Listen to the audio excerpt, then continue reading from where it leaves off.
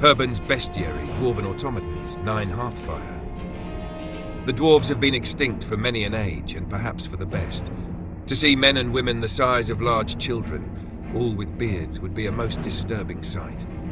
Still, whatever wrath the dwarves brought from the gods that consumed an entire civilization surely must have been an awe-inspiring thing to witness. The remnants of their civilization lie buried in the hearts of mountains, and scholars and thieves the world over descend on the skeletal remains of dwarven cities like vultures to scrape clean the bones of the past, old knowledge waiting to be exhumed and treasures to be discovered. But many men lay murdered in those halls of the damned, because those dwarven ruins do not release their treasures without a fight. My kin would tell the stories long ago, when I was just a child, about how adept the dwarves were at building machines. They would say that before our time, dwarves harnessed the power of the earth and wielded fire and hammers to reshape steel and bronze with a mechanical brilliance that breathed life into these now ancient constructs of metal and magic. In the dark halls and chambers, amid the ceaseless droning of grinding gears and venting steam, they lie in wait, to confound or destroy would-be plunderers of the dwarven sanctums, as the grim watchmen of the last vestiges of culture from a dead race.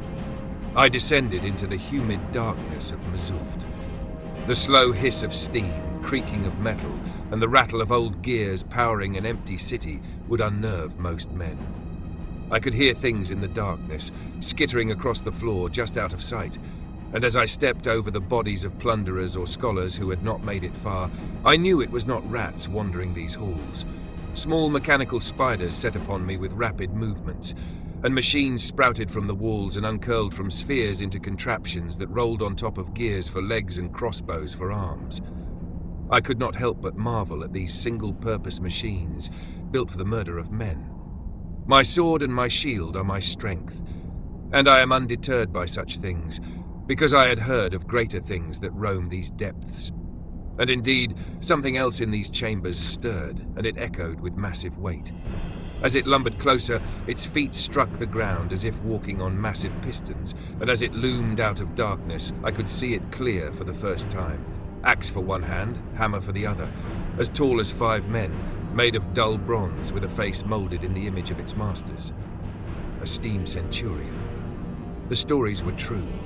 These were the guardians of the greatest dwarven treasures. We fought, and the dwarves must truly be extinct, because our battle was surely booming enough to wake the dead. It came at me with hammer and axe, inhuman strength and great fortitude, and a purpose of nothing but murder.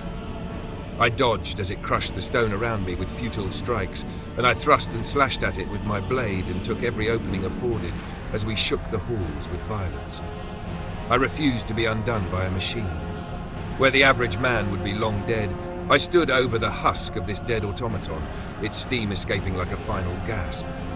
I could have taken the dwarven artifacts and metal, but left them there for others, for I would not hex my journey with the possessions of dead men. And maybe that is where countless others go wrong. I will continue my journey across the lands, and perhaps one day, Herbane will meet a worthy challenge, for I have yet to see what would make me tremble.